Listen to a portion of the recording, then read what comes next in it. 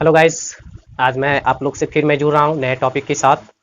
और इसके पहले मैं इस टॉपिक पे मैं बात भी किया था, तो उससे रिलेटेड मैं आगे बढ़ रहा हूँ और आप लोग को एक अच्छे क्वेश्चन के साथ जुड़ूंगा और बताने का काम करूँगा। तो जल्दी से आप लोग भी मेरे चैनल पर जुड़ जाइए और ज़्यादा से ज़्यादा लोगों तक शेयर कर दीजिए, जिससे कि और भी सभी लोग जुड़ जाए।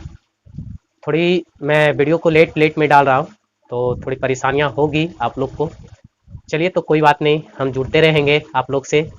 और आज जो मेरी टॉपिक है बहुत ही ख़ास है, अ, जो कि मैं एनसीईआरटी को ही फॉलो कर रहा हूँ और उसी रिलेटेड मैं आप लोग को जो भी वीवीआई है उसको मैं बताने का काम कर रहा हूँ। मैं एक कह सकता हूँ कि एक टॉपिक का मैं प्रोसेस में बताऊँगा, और कि कैसे इस प्रोसेस को मैं याद रखूँ, कैसे मैं इसको कैलकुलेट करूँ कम समय में और एक प्रोसेस वाइज।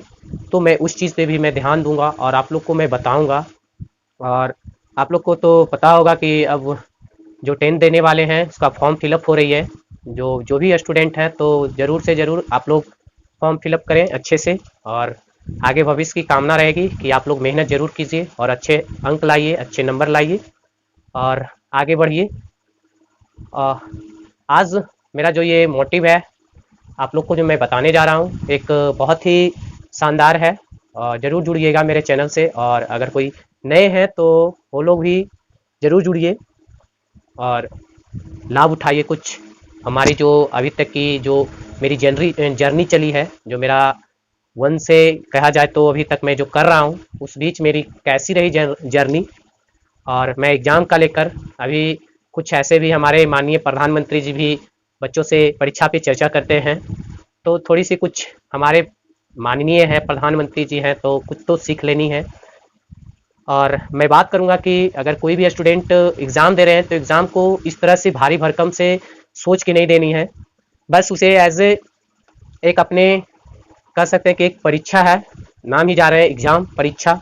जो आपने अभी तक जितनी अच्छी तरीके से पढ़े हैं बस उसको अपने शब्दों में पिरोना है, अपने शब्दों में बतानी है कि किस तरह से आगे हम अपने आप को डेवलप करेंगे, कैसे हम आगे बढ़ेंगे, उस चीज़ पे फोकस करके देना है। और इतना वास्ट नहीं लेनी है एग्ज़ाम में, कोई टेंशन नहीं लेनी है। और एग्ज़ाम टेंशन से नहीं होती है, एग्ज़ाम को फुल्ली एंजॉय करके एग्ज़ाम दिया जाता है। और मेरा तो यही है, एक्सपीरियंस कहता है, क्योंकि हम इस चीज़ को देखे, हम लोग को भी कोई बताने वाला उस तरह का नहीं था कि बस दिमाग में था कि अरे एग्ज़ाम देना है, एग्ज़ाम देना है। तो बस जो भी लगा था कि एग्ज़ाम पे ही मेरा फोकस रहेगा। तो आप लोग को मैं सजेशन देता हूँ कि एग्ज़ाम को भारी भरकम नहीं बनाइएगा, इंजॉय के साथ आप इसे अच्छे से सोल्व कीजिएगा। और जो आप पढ़े हैं उसको ईमानदारी पूर्वक राइटिंग में अच्छे से बना के लिखिएगा। मेरा यही एक सजेशन रहेगा जितने भी नए स्टूडेंट जो इस बार बोर्ड में बैठने वाले हैं और जो अगले बार भी बैठने वाले हो, तो वो भी ज़रूर देखिएगा कि लगे हमारा ये जो एक पीढ़ी चेन चेन सिस्टम है, एक गया दूसरा आया, एक गया दूसरा आया, इस तरह से बना रहता है। तो प्लीज़ अच्छे से और सजगता से ज़रूर पढ़िए। और अगर आप अच्छे मेहनत करेंगे तो रंग जरूर बिखरेगी। मैं यही कामना करूँगा और आप लोग आगे भविष्य में कुछ अच्छा बने। और अच्छा अगर मेरी वीडियो लगी तो प्लीज़ मेरा एक यही एक ख्वाहिश रहती है कि आप नए चैनल पर हैं तो सब्सक्राइब बेल आइकन जरूर दबाइएगा और ज़्यादा से ज़्यादा लोगों तक शेयर कीजिएगा, जिससे कि और भी लोग मुझसे जुड़े और हम अपनी बातों को आप लोग के बीच बताएं। और अच्छी लगे तो ज़रूर सपोर्ट ज़रूर कीजिएगा। चलिए, तो मैं ऐसे ऐसे हम मोटिवेशन देते रहेंगे, क्योंकि स्टूडेंट को मोटिवेट मिलता है तो वो आगे ज़रूर कुछ करता है जोश जुनून के साथ। तो हमें भी ऐसा लगता है, तो हम ज़रूर आप लोग से जुड़ूंगा और मोटिवेट करूंगा कि परीक्षा कोई मायने नहीं रखता है, बस आप जितना पढ़े हैं उसको अच्छे से सजो दीजिए, अच्छे से पिरो दीजिए, वही एक परीक्षा है। तो प्लीज़ आप लोग ज़रूर मेहनत कीजिएगा और आगे बढ़िएगा। तो आज मेरी जो टॉपिक है वो ये है, दो चर वाले रैखिक समीकरण युग्म। जैसा कि आपको पता होगा जो टेंथ वाले होंगे स्टूडेंट, ये चैप्टर नंबर 3 का है। और टॉपिक जो मेरी है, एक रैखिक समीकरण हल करने की बीजगणित विधि। और इसी 3 नंबर चैप्टर में एक टॉपिक है जो कि एक रैखिक समीकरण को जो हल करने का एक बीजीय गणित है, जो कह सकते हैं एक्सप्रेशन है। वो पहला विधि है प्रतिस्थापन विधि। मैं उसी विधि पे एक इसके पहले भी मैं 2 क्वेश्चन या एक क्वेश्चन मैं ऐसे हल करके मैं बताया था। आज मैं फिर वो क्वेश्चन मैं दूसरा तरीका से मैं लेके आया हूँ कि ऐसा अगर क्वेश्चन रहेगा तो उसको कैसे हम सोल्व करेंगे। और मैं जितने भी ये क्वेश्चन मैं सोल्व कर रहा हूँ सभी मैं एनसीईआरटी को फॉलो करते हुए मैं कर रहा हूँ कि जो बोर्ड क्वेश्चन तैयार करती है वो एनसीईआरटी को ही फॉलो करता है। तो आप लोग को ऐसा नहीं लगे कि हम एनसीईआरटी नहीं पढ़े हैं, कैसा क्वेश्चन रहता है, तो जरूर आप जरूर देखिए। मैं उसी चीज़ को लेके आप लोग को बताने का काम कर रहा हूँ। तो यहाँ पे मैं दो चर लेके मैं आप लोग को हल करके मैं बताऊंगा, तो प्लीज़ आप लोग मेरे वीडियो को अंत तक बने रहिएगा वीडियो पे, और अच्छी लगी तो लाइक शेयर जरूर कीजिएगा। जैसा कि यहाँ पे क्वेश्चन लिखा हुआ है, 2 पेंसिल और 3 रबड़ का मूल्य 9 रुपया और 4 पेंसिल और 6 रबड़ का मूल्य 18 रुपया। तो कह रहा है कि प्रत्येक पेंसिल और प्रत्येक रबड़ का मूल्य ज्ञात करने का। यहाँ पे हमें ये नहीं बताया है कि कितना रुपया अलग अलग है, तो यहाँ पर सिर्फ बताया कि अगर 2 पेंसिल और 3 रबड़ रहेगा तो दोनों का मूल्य मिला के आता है 9 रुपया, और 4 पेंसिल और 6 रबड़ का मूल्य आता है 18 रुपया। तो कह रहा है कि एक पेंसिल का कितना मूल्य होगा और एक रबड़ का कितना मूल्य होगा, वो हमें कैलकुलेट करनी है। चलिए आइए तो मैं कैलकुलेट करता हूँ। यहाँ पे मैंने माना कि पेंसिल का मूल्य x रुपया है और रबड़ का मूल्य 22 रुपया है। तो यहाँ पे बताया गया है कि 2 पेंसिल और 3 रबड़ का मूल्य 9 रुपया है। तो हमें यहाँ पे मैंने मान लिया कि एक पेंसिल का मूल्य है x रुपया, एक रबड़ का मूल्य है 22 रुपया। तो यहाँ पर बताया है कि 2 पेंसिल मतलब 2x प्लस 3y बराबर 9 रुपया, ये दोनों का बताया है। तो ये मेरा एक समीकरण बन गया। फिर क्वेश्चन बोलता है कि 4 पेंसिल और 6 रबड़ का मूल्य 18 रुपया। तो 4 पेंसिल मतलब 4x प्लस 6 पे रबड़ तो 6y बराबर ये 18 रुपया है। यहाँ पर हमें 2 समीकरण मिल गई। ये मेरा 2 समीकरण है।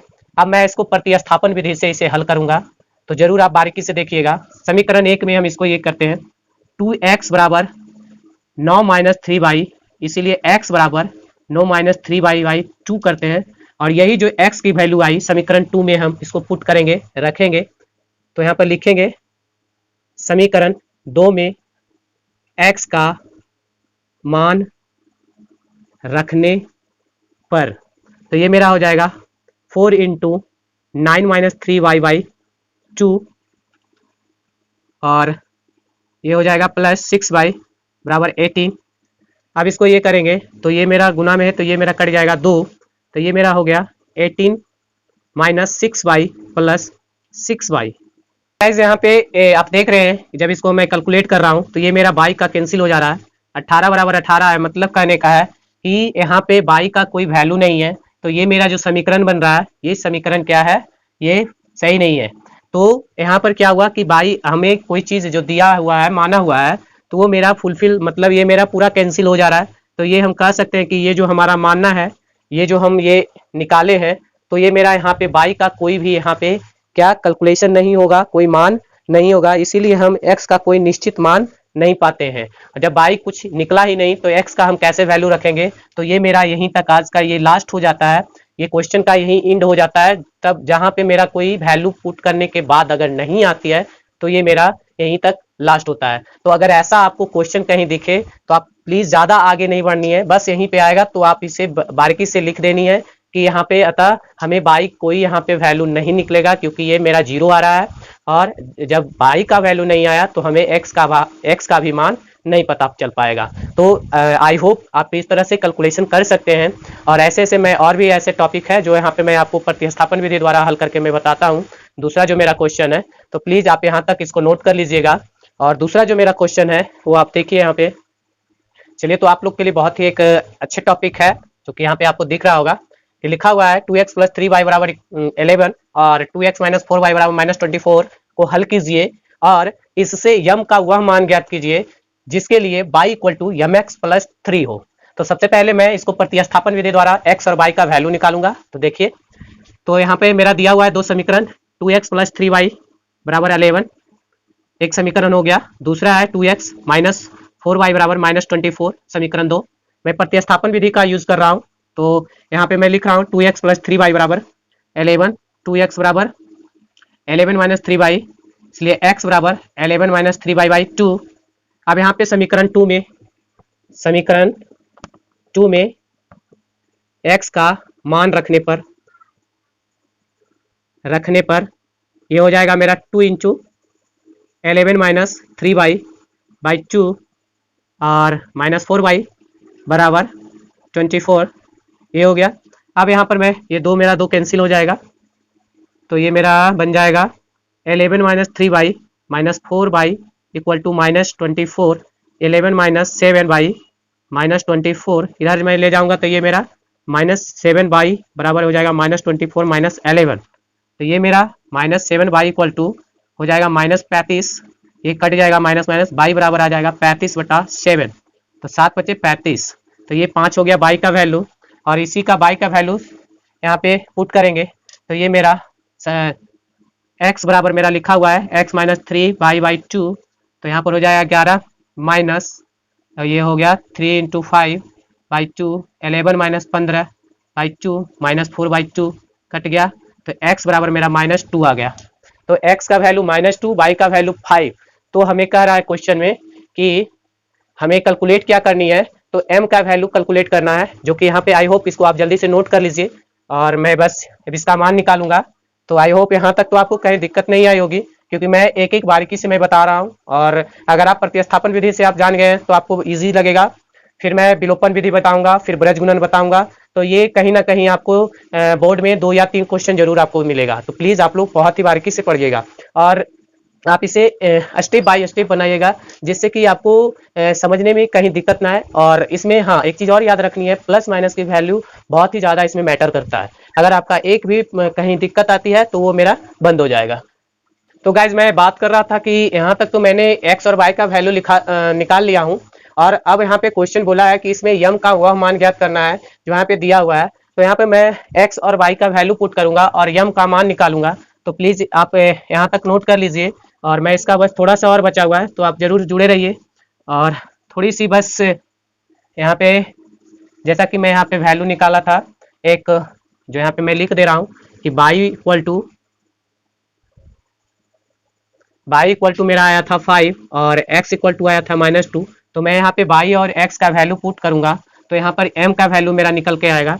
तो बाई इक्वल टू mx + 3 है, तो बाई का मान मेरा 5 आया, और m इंटू -2 + 3, और जब इसको इधर लाएंगे तो 5 - 3 हो जाएगा, और -2m, तो ये 2 बराबर -2m, तो ये कट जाएगा, मेरा m बराबर हो जाएगा -1, और यही कैलकुलेट करने के लिए कह रहा था। तो आई होप ये मैं इस तरह का अगर कहीं भी क्वेश्चन आपको दिखे तो आप इजीली वे में आप कर सकते हैं, और फिर मेरी जो अगले वीडियो आएगी उसमें और भी हेल्पफुल रहेगा। तो अगर मेरी वीडियो अच्छी लगी और कहीं भी आपको कोई दिक्कत हो तो आप कमेंट बॉक्स में ज़रूर कमेंट कीजिए, और ज़्यादा से ज़्यादा लोगों तक जोड़ने का काम कीजिए, और मैं आप लोग से हर हमेशा जुड़ा रहूँगा। तो प्लीज़ आप लोग ज़्यादा से ज़्यादा प्यार दीजिए और हमें आगे बढ़ाइए, और आप लोग के बीच मोटिवेट वीडियो जरूर लाऊंगा, और आप लोग को परीक्षा के बारे में हर चीज़ को मैं बताऊंगा कि कैसे लिखनी है, कैसे पढ़नी है, कैसे एग्जाम में लिखने का तरीका, सब चीज़ मैं बताऊंगा। तो जरूर आप लोग जरूर जुड़े रहिएगा मेरे चैनल तक लास्ट तक, और मैं यही कामना करूंगा कि आप लोग जल्द जल्द से फॉर्म फिलअप कर ले। फॉर्म फिलअप हो रही है, और आगे थोड़ी मेहनत करना चालू कर दीजिए। आप लोग के पास बस 4 मंथ और बचे हुए हैं, 4 महीने।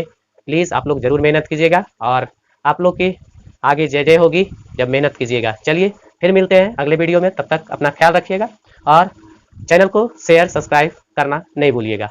फिर मिलते हैं, थैंक यू।